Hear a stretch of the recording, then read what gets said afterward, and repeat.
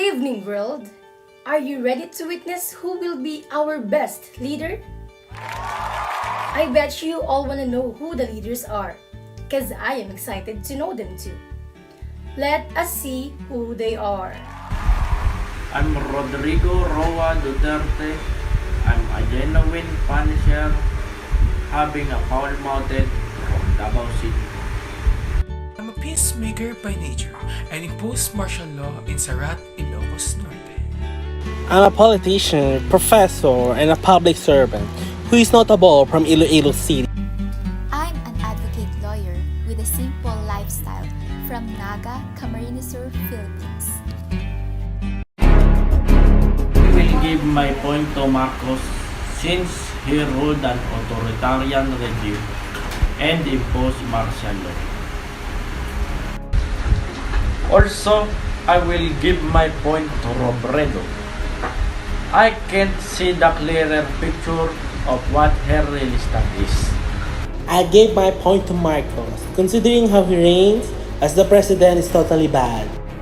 I'll give my 1 point to Duterte because he is impulsive as he talks and acts without much thinking about the consequences. I give my point to Robredo because whatever she say seems to be pre-programmed and too generic just to dish out political comments. I give my point to Duterte. I see him more focused on things like war on drugs and foreign affairs. I'll give my point to Santiago as I believe she is not yet ready for the big role. Aside from her achievements, she lacks the pride and courage to lead a whole country. What an interesting statement there, housemates. As we can see, all of the housemates decided to vote someone out. And now, we will determine who will be the best leader. Are you all excited? Yes, you are all excited. I can hear it. And the leaders that will leave the house are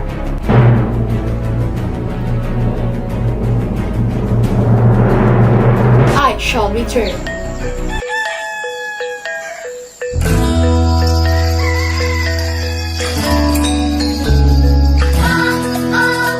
Babangon tayo,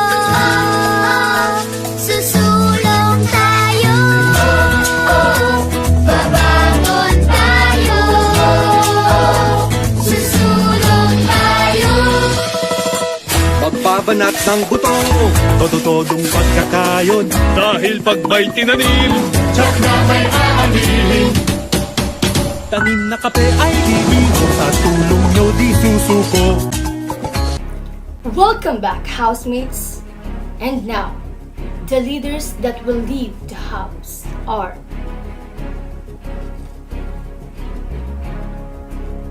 Ferdinand Marcos, Rodrigo Duterte, Lenny Robredo. You may now say goodbye to your housemates. And this means that Miriam Defensora Santiago is our best leader of all. Congratulations. Candidates, to those who participated in this event, I know all of you did your very best for the country. No matter what your ups and downs, your leadership will forever be known. Continue to lead our people toward the right path and goals that you have promised. Once again, congratulations to all of you leaders on a job well done. Thank you so much for hospitality. For today's gathering, I would say that anything is possible as long as your heart is pure. I only want the best for the Filipino people to have the courage and freedom to speak and write. Finally, I will forever hold on the title of being the best leader, deserving of your trust. Thank you very much. Ever wonder how can someone be a good leader? Well, for an individual to be a good leader, he or she must possess these qualities. First would be clarity. He or she must always be clear and concise. Next would be passion, which is not being shy about your passion for whatever it is. And last one would be inspiration, which means maintaining a positive yet realistic presence within the organization, helping teams members stay motivated and engaged. Adding to what Paulo has been said, a good leader must be reliable. Reliable leaders keep the promises they make. They go beyond simply being individual on top. Next will be, a good leader must be accountable, which means they have the ability to notice and not walk past unmet deadlines and commitments. Lastly, organization, which means any good leader must always stay organized. These are just some of the qualities that you must possess to be a good leader, and there's many more. Santiago's significant contributions include the Magna Carta of Women, which fulfills and protects women's rights.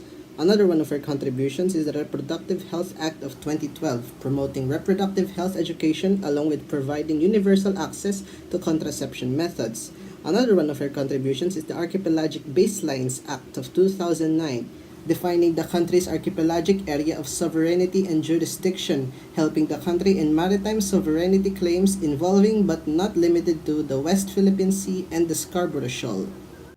She also contributed the Climate Change Act for 2009, mainstreaming climate change into government policy formulations, establishing the framework strategy and program on climate change, creating Climate Change Commission for this purpose and other purposes. She was also responsible for the UNIFAS Act, providing a comprehensive and unified student financial assistance system for tertiary education, with access and appropriation of funds for quality education. Lastly, she was responsible for the Cybercrime Act of 2012, protecting citizens from cybercrime, especially in the age of modern technology. Courageous, fierce, wise, passionate, and fearless are the words we use to describe Miriam Defensor Santiago. That's why among those outstanding personalities, we find her the most inspiring. She is known as the Iron Lady of Asia and one of the best president we could ever had. We love the way how she stands out and fight against the dirty politicians and corruption. She is very well outspoken, showing her intellectual ability to put into action.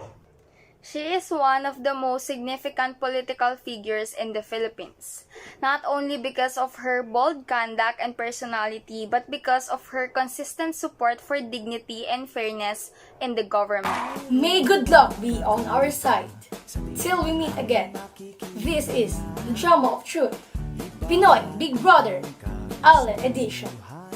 Goodbye.